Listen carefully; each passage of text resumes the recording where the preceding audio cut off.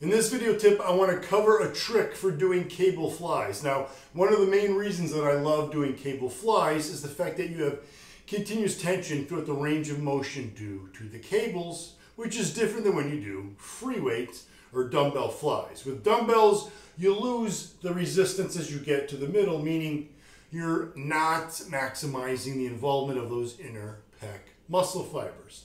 With cables, you get the tension all the way through to the top of the range of motion, helps to maximize the involvement of those inner pec muscle fibers. Now, one trick I'm going to show you is where you place the pulley. How low you place the pulley is going to make a difference on the focus of the cable fly.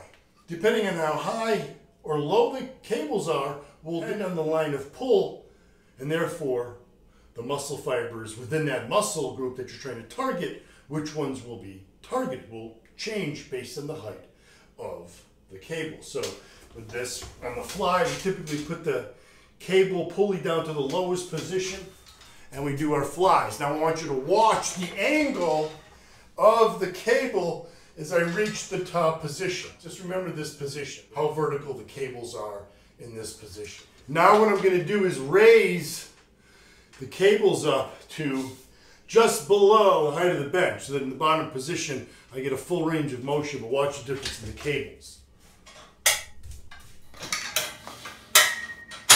Now in this position of the pulleys, in the top position, you can see that the angle is significantly less. Which means with the horizontal, I'm getting more of that inner pec muscle fiber involvement. Now this really makes a difference when you do, say, an incline cable fly, because you're going to raise the bench much higher. Here you can really make a big difference on the degree of the angle of that cable.